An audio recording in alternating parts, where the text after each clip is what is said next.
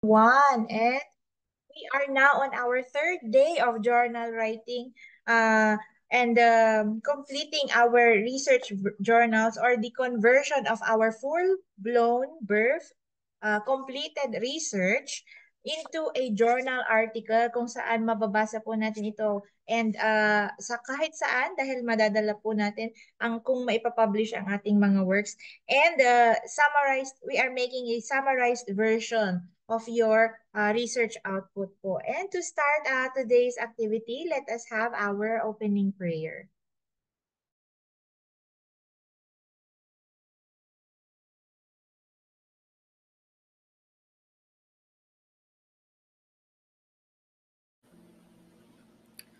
Heavenly Father, we come to you today with humble hearts, seeking your guidance and wisdom as we begin this program. Lord, we ask that you would bless every person who has gathered here today, and that you would be present with us in a special way.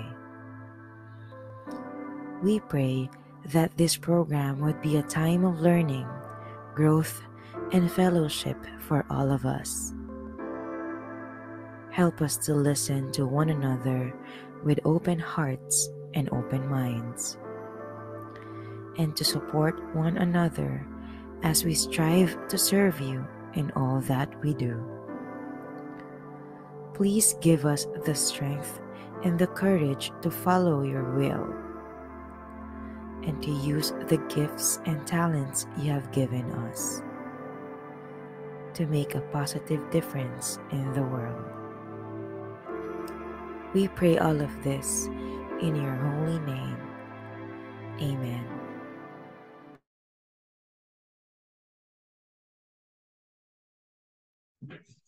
Again, good morning everyone, and hello po sa ating mga participants from the 14 SDOs of Region 1, starting with SDO Alaminos City with their SEPs and for planning and research, Ma'am Diana Marie Wigwan. From Batak City, hello po, our researcher and their SEPs for planning and research, Sir Edwin Tangonan. From Candon City, we have the researchers with their division research coordinator, Dr. Mary Ann Suyao. And from Dagupan City, we have researcher and her SEPs for planning and research, Maria Victoria Antonio. We also have participants from Ilocos Norte with their soon-to-be division research coordinator, and our participants from SDO Ilocos Sur. Yan, hello po marami-rami ang ating participants from Ilocos Sur with their steps for planning and research, and also a writer herself ngayong season na ito, Ma'am Sanyata Piano. We also have participants from SDO La Union, writer, researcher, and evaluator, Sir Ryan Bill Cabading. Good morning po, sir. Morning, And ma'am. then from SDO Lawag City, researchers with their research coordinator, Ma'am Vangeline Molina. From Pangasinan 1, we have researchers and their steps for planning and research, Sir Geoffrey Gamata. Pangasinan 2, researchers and their steps for planning and research, Attorney Cristina Daligcon. From San Fernando City, San Carlos City po muna. Good morning, Sir Renante. And to your researcher, yan. Kita-kita po tayo bukas. And then from San Fernando City, researcher and writers, and their steps for planning and research, Dr. Edmond Cabosora. And from Vegan City, we have the researchers and their research coordinator, Ma'am Aureline Fieldad. Good morning po sa ating participants, and of course our evaluators. We have still the presence here of the lead evaluator, Dr. Feljon Ragma of SDO Candon City. We also have Dr. Glenn Gira of SDO Ilocos City, and Dr. Ryan Vilcabading of the SDO La Union.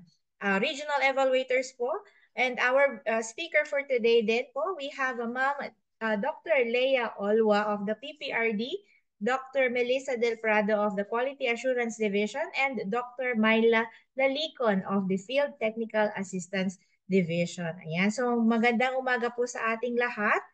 Bago ko po i-introduce ang ating speaker for this morning, ang last session na po natin, ang last talk na po. Kasi puro right shop na po ang mangyayari sa buong mamayang hapon, kung pwede nyo pong ituloy pa. And then hanggang Thursday, puro writing, writing, writing, and hopefully finalization and completion na talaga ng ating journal by Friday yan. Pero may some observations lang po na nakita ang ating mga evaluators. And may I give the floor to our lead evaluator, Dr. Feljon Ragma. Sir, good morning. Hello, Steph. Good morning and good morning to our researchers. I would just like to give some observations regarding the output submitted to us for the past 2 days. Beginning with the format. Kasi nagbigay na si Stephanie ng format ng paper at saka yung example ng research paper. Kaya sana ang kino-comment na lang sana ng mga evaluators namin ay yung content. Hindi na yung format, indention, spacing, hindi na sana ganun ang i-comment namin, kundi yung improvement of the content. So I would just like to respectfully request our researchers that before submitting their output to the evaluators ay na-ensure na yung format ay nakasubscribe na sila. Kaya hindi na sana sinasabi namin na format, ganyan. Kasi meron naman na po tayong tinitignan na reference. Pangalawa po, in writing the introduction, as mentioned by Dr. Gira in his talk yesterday, nakalagay po doon na dapat as brief as possible yung introduction natin to be contained only in 2 pages. Kasi hindi naman, kasi ang observation ko, ang ginawa kasi ng ilan po sa atin ay yung introduction po natin sa full-blown research, copy-paste po yon doon sa inyong introduction. Ganun po ang ginawa ninyo. So, tatanungin niyo sa akin, Sir, paano niyo nalaman na kinopy-paste? Makikita po namin kasi doon, kapag meron po kayong nakalagay na reference doon, halimbawa nilagay ninyo, Montemayor 2021. If I hover my mouse in Montemayor 2021, hindi siya nag-automatic nag-highlight. Ibig sabihin, hindi kayo nag-automatic referencing at magkakaproblema kayo later doon when you write down your references. Please follow the automatic referencing which was discussed by Dr. Gira yesterday. Kasi I was trying to check whether yung mga references na nakalagay ay automatically inputted or hindi. Pero hindi, parang manual siyang nailagay. So please follow the format that we have discussed yesterday. Third thing is, we would like that your introduction be written well. And hindi lang yung introduction, your entire paper. That is why we are requesting that you avoid using personal pronouns. Yung our, we, I, yan. As these are words not used in technical writing or in research writing. So kailangan hindi nyo po yun gamitin. Usually, kapag may mga ganun pong our, as, we, these are actually words from the internet. And what you did was simply to copy-paste these sentences or ideas in your article. Not. You have to paraphrase that para walang nakikitang third person walang nakikitang personal pronoun. You make use of third person in writing your research. The next note is we would want you to be direct with your introduction. Kung sa inyong full-blown research paper ay madami pa kayong sinasabi, you can give us general descriptions, general definitions. In the introduction in your research article, it should be as direct as possible. Ano ba ang problema? Example, if your problem is along a mental awareness, health awareness, for example, the key ideas to be presented there would be number one, health.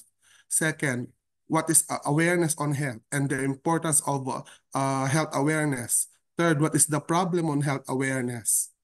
Then next, ano ba yung impact ng health awareness pag hindi yun na-address? And then if it is an action research, you discuss now the intervention. Ganun lang po, ganun lang kasimple, as direct as that when you read the introduction. So, dapat pag nabasa namin yung introduction, naiintindihan na namin kung ano yung problema.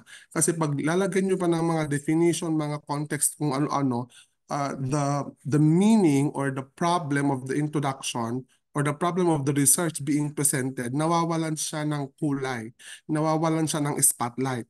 Kasi ang nakalagay na lang doon ay mere definitions. So you have to be very, very direct with the introduction.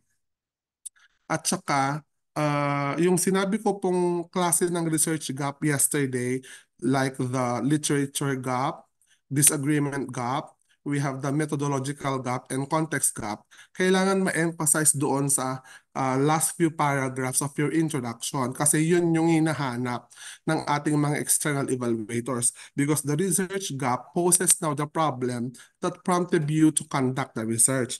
Yung mga research na nilagay ninyo sa halimbawa in the macro sense, there's a problem in Singapore, there's a problem in Malaysia, in the USA. Those are only background information. Pero ano ba talaga ang problema in in in the conduct of this research? Kaya kailangan nandoon po sa last few paragraphs ng ating introduction. And then another thing is if the evaluators, the six of us, would deem it necessary that we will call you via video conferencing, please be very open to some of our ideas. And kapag nag-call po kami later on, i-explain lang po natin kung ano ang ginawa natin, ano pong in-implement natin, so that from there, pag may nakita kaming gray area, that is where we will intervene so that we can help you in polishing or fixing some of the gray areas in your research paper. And then, reminder, na-explain na ito ni Ma'am Stephanie and in the day one, lahat po tayo ay meron po tayong group chat. Now, there is a team Ma'am Leia, team Ma'am Myla, team Sir Ryan, team Doc Glenn, team Ma'am Melissa, for example. And then ako yung pang-anim. Sa lahat po ng anim na group po, member po ako doon. So ano pong ibig sabihin nun? I-check po kayo individually ng inyong mga evaluators, sa mga team evaluators po natin. The moment na approve na po sa kanila, that is the time it goes to me. And then ako po ang magsasabi kung or ito-throw ko sa inyong evaluator kung pwede na kayong mag-online QA or mag-move sa next step. Ganun po ang gagawin natin. This is true to all the groups na form in our GC. Okay? So those are the things that I would like to clarify before we queue in our next speaker. Steph, thank you.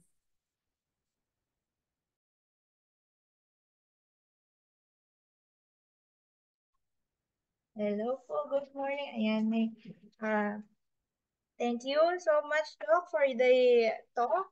At may mga announcements and reminders pa rin naman po kaming isisend sa ating GC sa um, mga darating pang araw. So keep in touch lang po tayo. And for those who will be using this afternoon's travel time, papunta po ng NEAM, again, may mga attendance na po tayo doon. In-expect din po nila na darating kayo, pero wala pong sapilitan.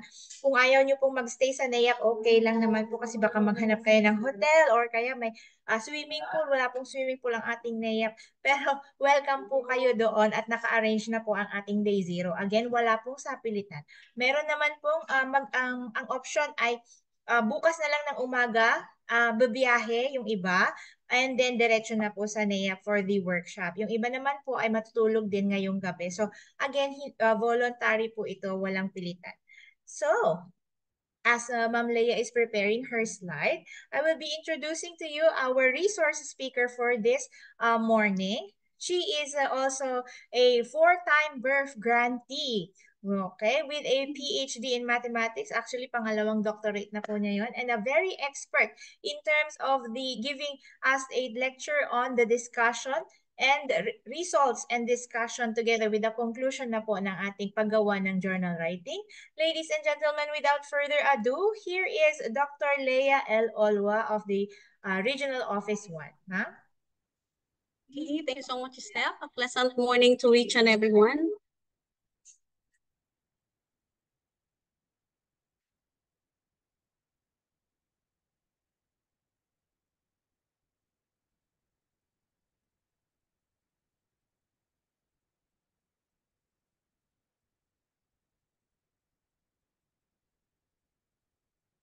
Steph, nakikita na ba yung presentation?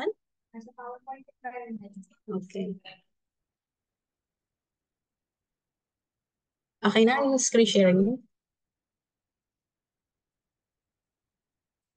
So again, good morning to each and everyone. I'm going to present the last parts of our journal, which are the results, discussion, and conclusion.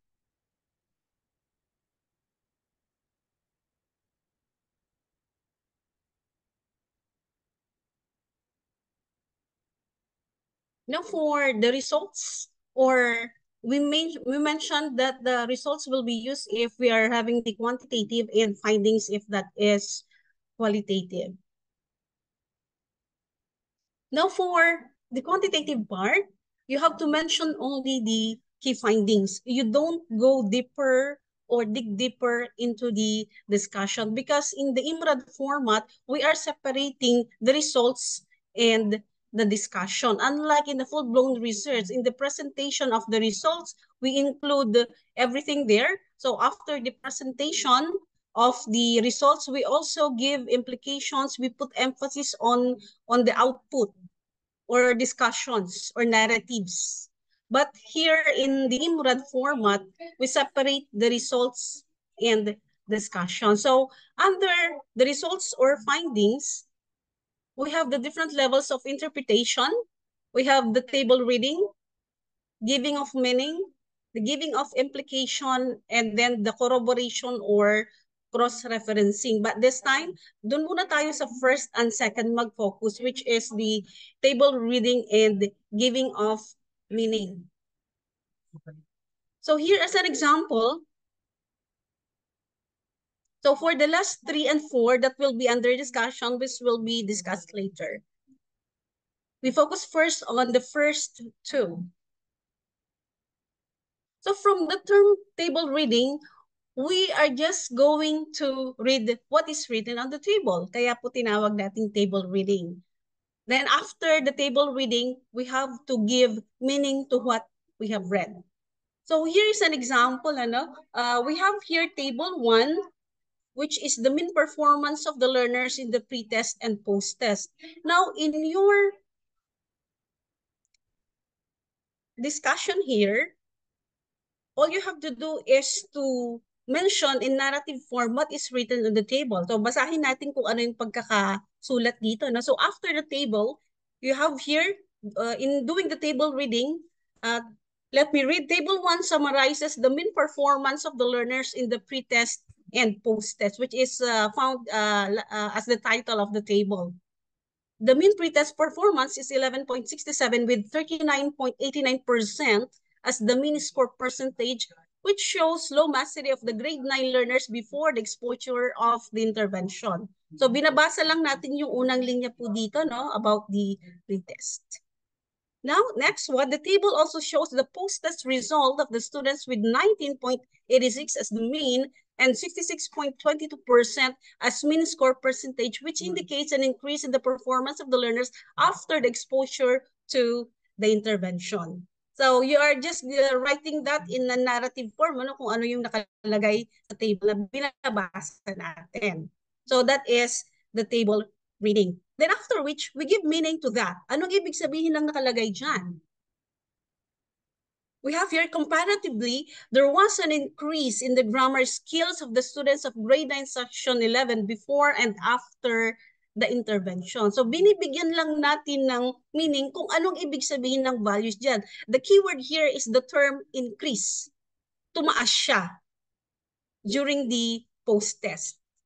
So that is under the presentation of results of the quantitative data. Now, what if you have so many values in the table? Just like this. Now, in table reading, if in case you have so many values, you don't have to read or present all the numbers here. You have you just look into the highest and the lowest values. So we have here the before intervention and the after intervention. So you mentioned the table to present the students' performance level in oral presentations before and after the intervention. So before the intervention, it shows that there is only 1 or 2.18% of the students obtained outstanding performance, while 26 or 56.52% did not meet expectations. So titingnan lang po natin yung highest and lowest. Same is true in reading also our this should be after intervention, mali lang yung pagka-copy-paste. It should be after the intervention. So you just read the 15 and the percentage, and you also mentioned did not meet expectations, which is 0. You would like to focus also on the highest number, which is very satisfactory, kasi ito yung pinakamataas. You mentioned also very satisfactory, which is 16 or 34.78%. So that's how you're going to read or do the table reading under your presentation.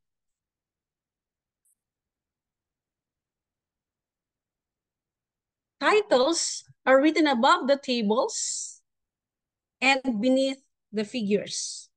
So here, the title of the table is here, main performance of the learners in the pre-test and post-test. Sa taas po natin nilalagay sa taas ng table. But for the figure that is beneath, sa baba po siya nakalagay.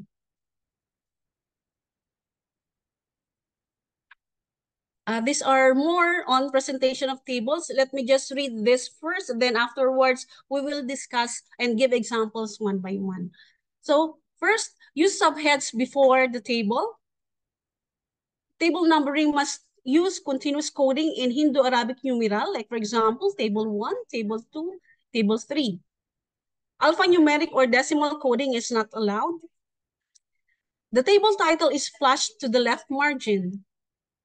Table title must not be written in boldface or italics. Table header must not be written in boldface or italics. The table shall be drawn from margin to margin. Use single space in the table. The mean shall be entered up to 2 decimal places only for uniformity of presentation. Properly align numerical values when presenting data. Add 0 before the decimal point for value less than 1.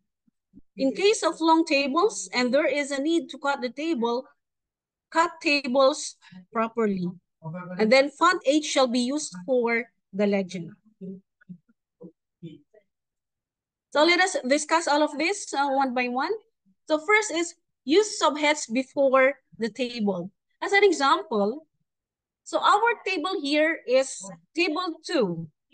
So before table 2, there is the subhead, which is this.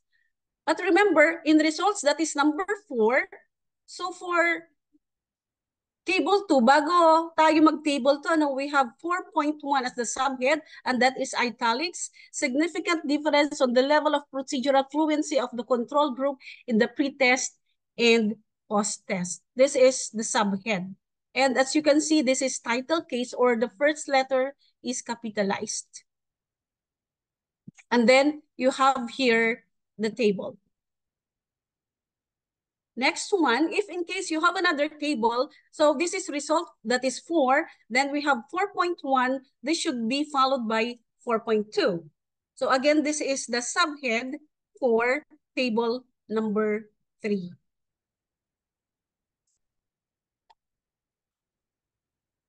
Table numbering must use continuous coding in Hindu-Arabic numeral.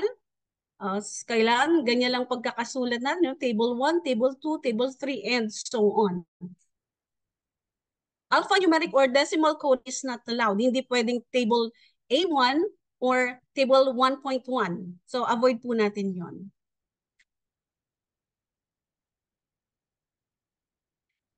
The table title must be flushed to the left margin, like this one.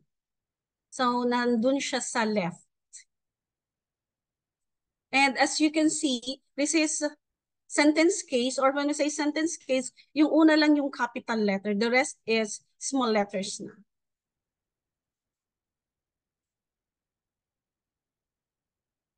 Table title must not be written in boldface or italics. Ito yun.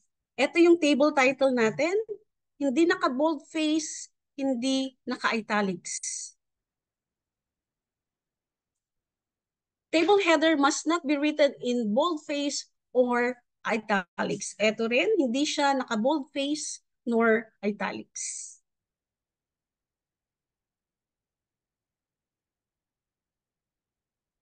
The table shall be drawn from margin to margin and use single space in the table. When we say margin to margin, supposing this is your paragraph, so hanggang dito siya, no? Kailangan yung table nyo, abot siya from the left to the right. So expand nyo po siya. So makukonsume niya yung buong left to right. And use single space also in our content. The mean shall be entered up to 2 decimal places only for uniformity of presentation. So what if the answer is 4.6? So you have to add 0 to make it 4.60 para maging 2 decimal places siya. Also, properly align numerical values when presenting data. Dapat magkakatapat yung decimal place nila, just like here in the pretest, magkatapat yung decimal. Add 0 before the decimal point for value less than 1. Hindi dapat nakahang yung decimal. Just like in this case, this is 0.34, which is less than 1. Ano? Lagyan natin ng 0 before the decimal. So that should be written as 0.34.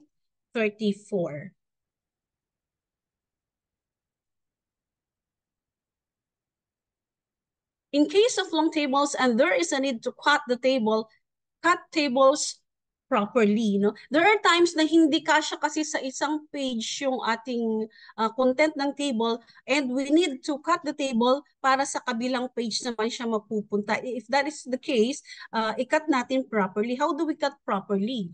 As much as possible, huwag kayong magtira ng average na lang sa next page. Yun na lang ang iniwan nyo para sa next page, nag-iisa na lang siya. Dagdagan nyo naman ng kasama yun para may kasama pa siya.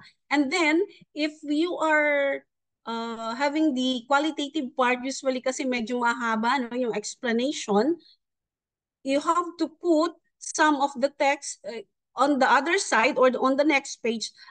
Mas maganda, ilagay nyo na lang yung buong statement na yun sa kabilang page para hindi siya makat, no, doon sa part na yun. So para buo pa rin yung thought. Next one, font age shall be used for the legend. So ito yung ating legend, that is font 8.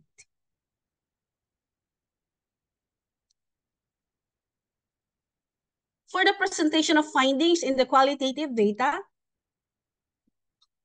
that is through narratives according to themes ang pag-present po natin. Ano? And that could be either paragraph form or tabular form.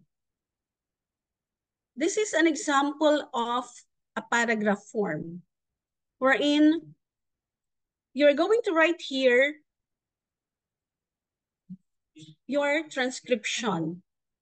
So here we have the lived experiences of senior high school working students. Under this, we have the cognition. And you look at the numbering, and also we have 4 as the findings. And the subhead is, the first one is 4.1, which is the lived experiences of senior high school working students. Under this, meron siyang subhead, which is, we have here cognition, action, socialization, reception, and realization domains.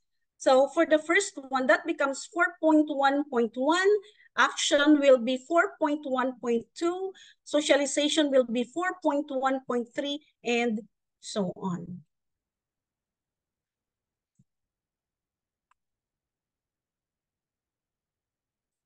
So as an example under that part, we have the cognition. Isa sa mga themes is understanding the effects of poverty.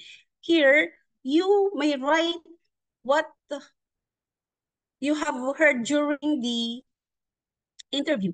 Kung ano yung sinabi nyo, kung ano sinabi ng inyong mga participants. Like for example, babasahin ko itong mga nauna.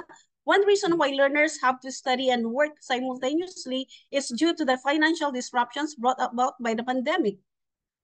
Participant Volta, actually code na lang niya ito, hindi yan yung talagang pangalan niya. We made use of coding, no? Participant Volta shared her insight about her situation by stating, "We are poor, so we need to be vigilant in order to provide our daily needs while studying."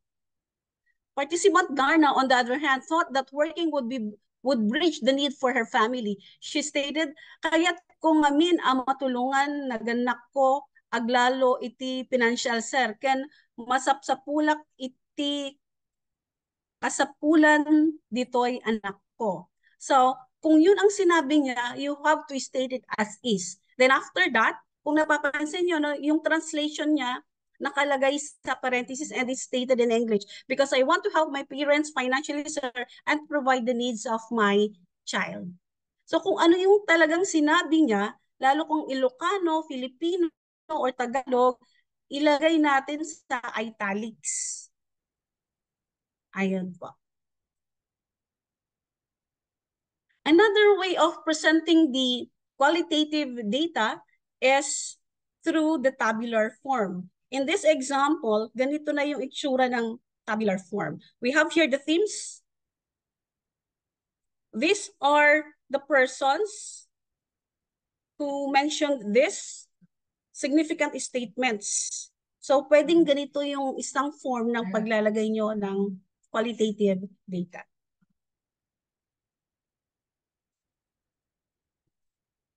And then, under discussion,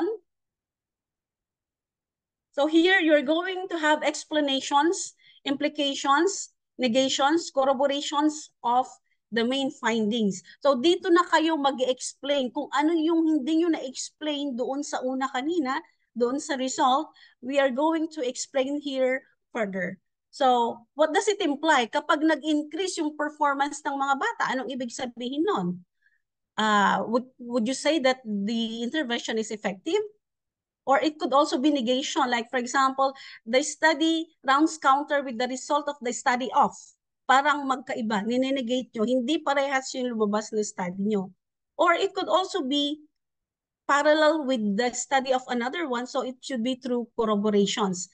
So the findings are similar to the study of Montemayor 2020. Parang ganun po. So going back to the levels of interpretation, we have the table reading, giving meaning, giving implication, and corroboration or cross-referencing. That is now under our discussion. So here, as an example, for the giving of implication and corroboration or cross-referencing, balikan natin yung result kanina. Supposing we have here 4 as the result and then 5 is the discussion. So 4.1 is significant difference on the level of procedural fluency of the control group in the pre-test and post-test. Pagdating sa discussion, itong number na to magiging 5.1. Dapat naka-align sila. So we have significant difference on the level of procedural fluency. Parehas din lang doon. They should be the same. If you have here 4.5, kailangan meron ding 5.5 dito sa discussion. Now for going back to the result, we have here the result presented here, which is just the table reading kung ano yung nakalagay natin dito.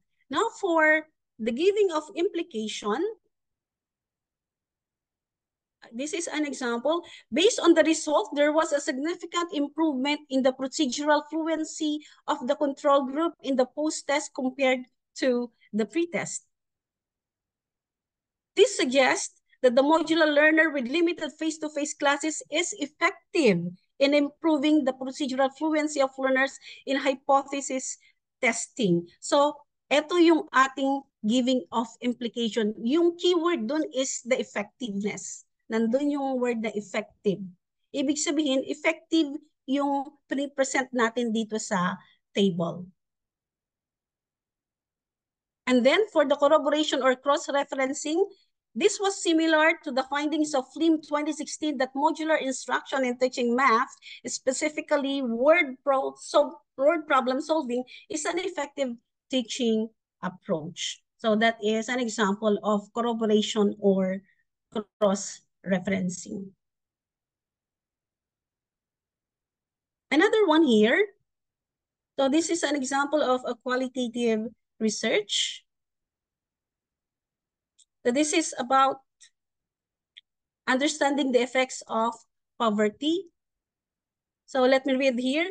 It is undeniable that the COVID-19 pandemic has posed immeasurable threats to the education system.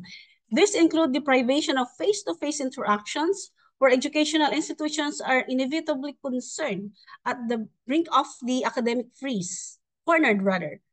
Fortunately, the DepEd was able to make a roadway in the desert as it came out with the Basic Education Learning Continuity Plan, or the BELCP, that acted as vanguard, leading to the two-edged sword of working while studying and studying while working due to poverty. This is now giving implication on the result. And for the cross-referencing, may sinabi dito about Pregor 2020, undeniably financial assistance, self-development, and internal incentives to blend theory and practice are among the driving forces behind working while learning. So, eto na yung ating corroboration or cross-referencing. And then, as mentioned earlier, there is output if your study is quantitative or mixed approach. For the description of the output, dinidescribe lang po natin in IMRAD. We don't have to present the output. Like for example, if you're having a plan, you don't have to show us the plan. All you have to do is to describe the plan. As an example here on challenges faced and coping practices of special education teachers, basis for a mental health plan. So there was a mental health plan provided by the researchers, kasi group research po ito. So they just describe the contents of the mental health plan in narrative form.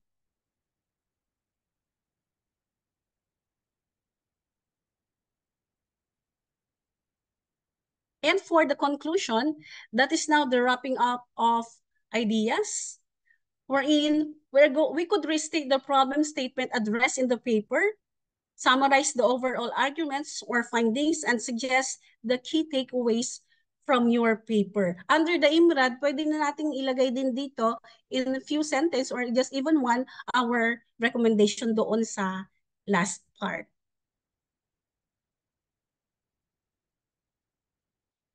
So this is an example of a conclusion. So that is now the wrapping up of your findings. Let me just read some. The school heads managing this new normal situation are young, middle-aged, or old.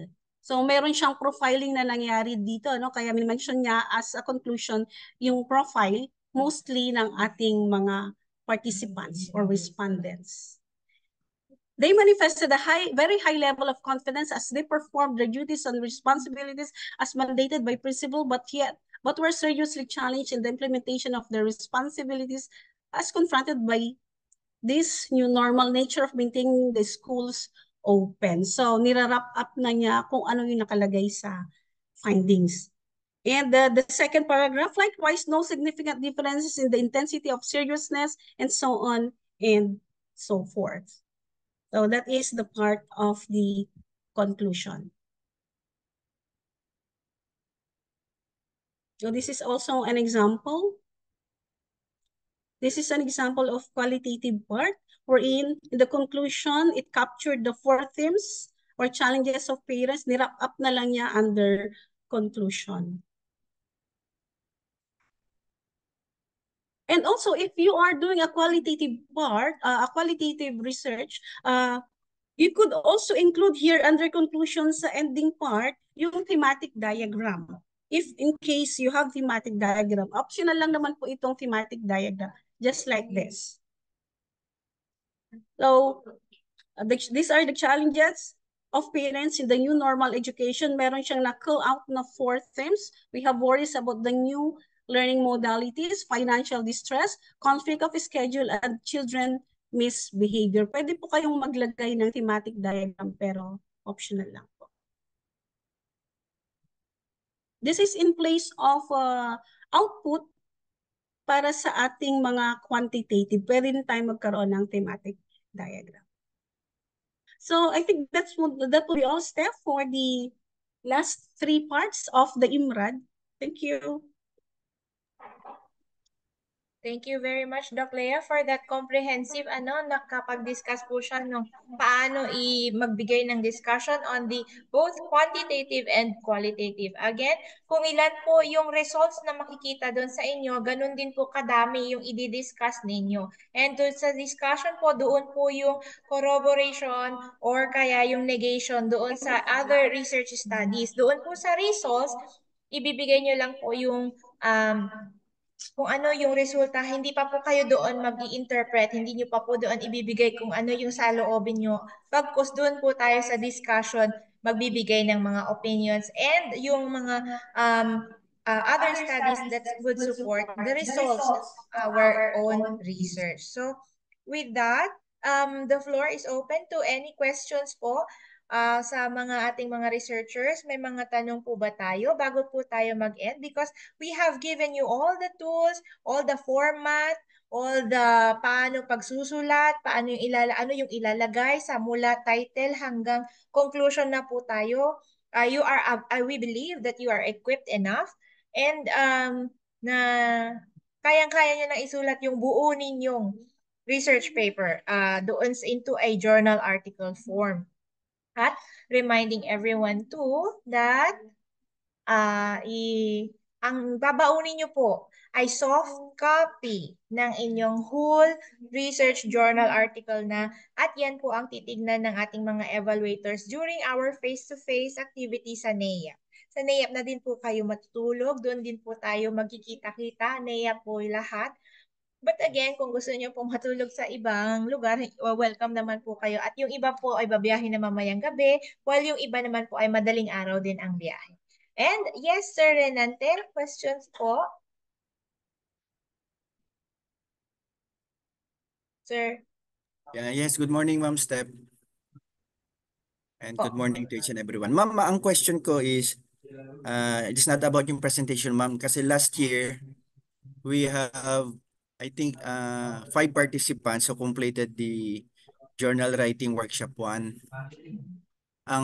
Pero hindi ma'am na i-publish. Is there a way, ma'am, na ma-publish sa kanila? Kasi one of the action research yung sa Filipino, I think he has completed the workshop hanggang ma'am 2 yata, pero hindi na i-publish. May paraan pa ba, ma'am, para ma-publish this year? Sure, sir. I-resend niya sa amin yung kanyang completed na incorporate na kasi dumaan na siya sa external evaluation, di ba, sir? Nakarating na siya sa part na sa level na yun eh. Yes, ma'am.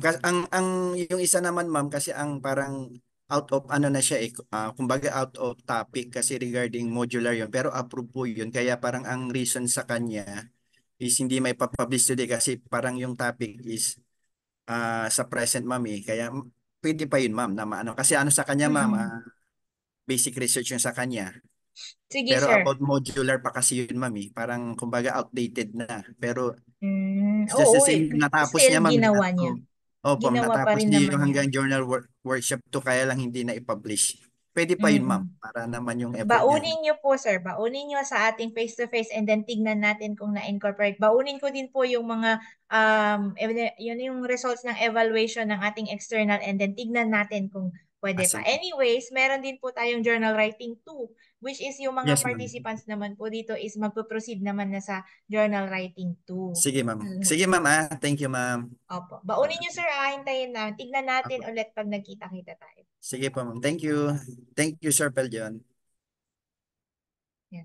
So, sa iba po, may mga questions pa ba tayo? Again, baonin nyo po yung complete article na ninyo. Sa mga naghihintay, Sir Felch, pwede...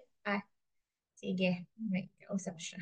Ayan. Sa mga naghihintay na nag-umpisa na din po ng kanilang mga intro, why not try na rin po ang kanilang methodology habang nag-aantay po ng mga pag-check. Kasi patuloy pa rin po tayong nag-check, patuloy pa rin ang mga pagbibigay ng comments and suggestions ng ating evaluators at yung iba ay nag-check, ating evaluators ay nag-check and then yung ating po mga participants ay gumagawa pa, nag-edit ng kanila.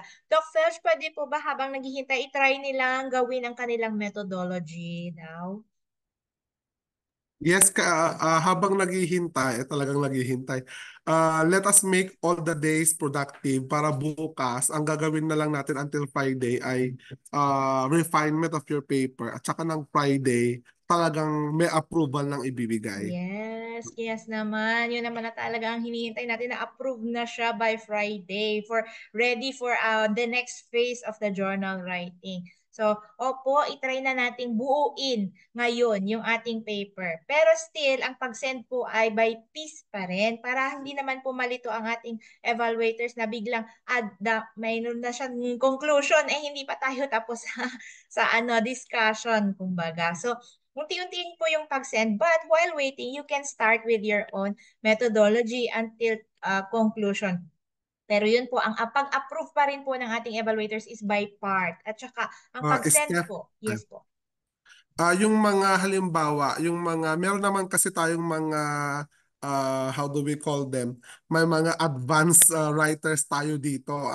Kasi pag sined na nila, automatic na approve na even in the online QA. So for those advanced writers na nandito sa group natin, na marami naman sila, they can already complete the entire paper from title down to references. Yes, thank you very much for that. Go signal po sa mga advanced, sadyang sa klase po talaga ay may mga advanced learners at may mga sumusunod lang din sa flow. So, they can complete na po their whole write-up at baon nyo po yan sa bukas. Magkikita-kita po tayo bukas. Yung iba, babiyahin na ngayong gabi, ngayong hapon. Yung iba naman po mamayang madaling araw, magkita-kita po tayo sa NEA. For other administrative arrangements, kindly PM me po kung ano yung mga kailangan nyo pa. And sa ating chat box, may tanong. Hi, good morning, Doc Glenn. Wala na, ma'am. Dinilit ko Ay, na, wala ma'am. na. Ay, ang daya. Nabasa ko yon. Will there be coffee? Opo, may pakape po ang NEA, may pakape po ang PPRD, DepEd Region 1. Habang gumagawa po tayo ng ating journal article, may available po overflowing coffee sa gilid. Pwede May po mga tayo ano po magkape. ba, facility, for example, sumakit ang ulo yung mga journal writers natin, may mga pang high blood po ba dyan na gamot? Kasi over the years, may mga ganyan talaga. Yes, opo. Meron naman Sumusuka, pong sumasakit ng may ulo, mga high emergency blood. kit ang ating NEAP at ang kanilang security guard ay na-train din po sa basic life support. At mayroon tayong registered nurse in the person of Dr. Glenn Gira. Mayroon po tayong registered nurse Ano in yan, the area. multitasking na yan. Yung, additional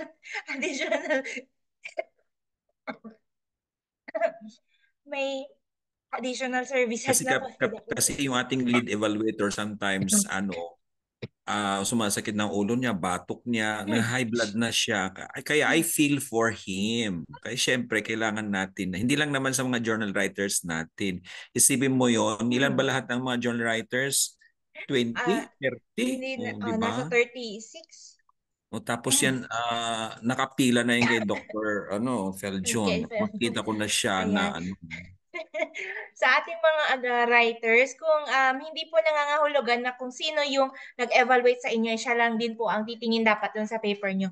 Our evaluators are circling at pwede po silang kumuha ng i-check nilang paper, lalo kung tapos na po nilang mag-check yung mga na-check na nila nung umpisa at wala naman na po silang masyadong ginagawa at nakita pa nila na mayroon pang ginagawa yung isang evaluator, pwede na po nilang kunin din yung papel ninyo at sila rin po ang mag-check.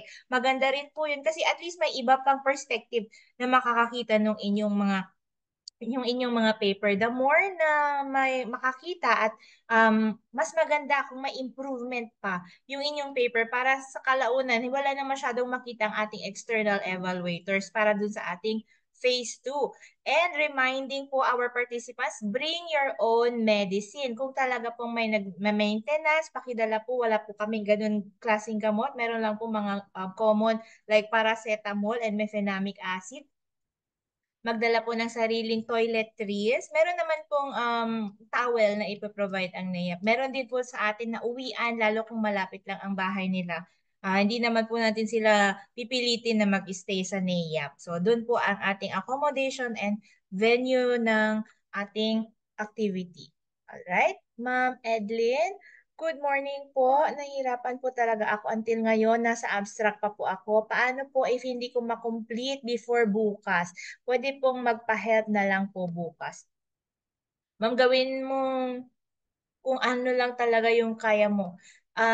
Anyways, magkikita-kita naman po tayo bukas. We will be giving technical assistance naman po sa inyo. Kaya mahirap din kasi pag online kaya kailangan talagang makita natin face-to-face at makausap po kayo. We have been doing meetings with other researchers. One-on-one TA po ang nangyayari and wala pa naman pong lumalabas na luhaan. At meron po tayong solusyon sa bawat problema. Yes, Doc Felge?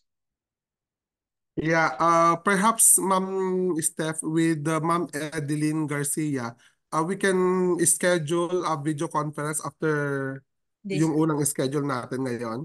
Kasi Sige meron po. akong pinapa-schedule with Dr. Leah Olua. Ay, sige And po. then siguro susunod siya, si Sige po. Ma'am So, Ma'am Edeline. So we can Edeline, within also, the day, preferably this morning, mabilis ang lang po, talk lang with you kung ano pa yung concerns at paano kami makakatulong sa inyo. Okay po. Message kita, Ma'am Edeline, or message mo ako kung ready ka na makipag-usap sa amin. Okay. Another question po from Serenante. Ma'am, can you give us recordings of today's presentation para may babalik-balikan ang mga researchers? Opo, meron po doon sa ating, hindi pa po wala kayong member ng BIRF 2023. Nakalagay po doon yung link. Mga recording po ng meeting simula pa nung Lunes hanggang ngayon po. Kapag ka na-generate ko ito after this meeting, i-send ko din po yung itong recording doon sa link na din po na yon. Meron po. Opo, pwede po. Yes. Ayan. You're welcome, Ma'am Edeline. See you later. Video call po tayo. Yan. So, with that, alam kong nagigigil na kayo na tapusin na kung saan man kayong part ngayon para mabuunan nyo pong mabaon bukas ang inyong mga research journal article. Again, I'm so excited to meet all of you. Imagine, bukas lang tayo magkikita-kita, lagi tayong online, lagi tayong PM ng PM sa chat, pero bukas ko lang din po kayo makikita ng face-to-face and makikita nyo ang ating mga superstars ng birth na sila Dr. Feljon, Doc Glenn, Doc Ryan, Doc Leia, Doc Melissa, and Doc Myla. Mga veterano na po yung mga yan and they are ready to assist you, to help you kung paano natin itawid ang ating journal writing at gaya nila makapag-publish din po tayo ng ating research sa ating panagsukiso. Ayan. So, I'll be leaving you. Sige na po mga ma'am and sir. Sulat-sulat na po tayo. Again, thank you for being with us today. And see you all tomorrow. For those na hindi po makakabiyahe pa, let me know. Sa mga may other concerns pa, PM nyo lang po ako. Pero isa-isa lang din po ang pagsagot ko. Maraming salamat po. And happy writing!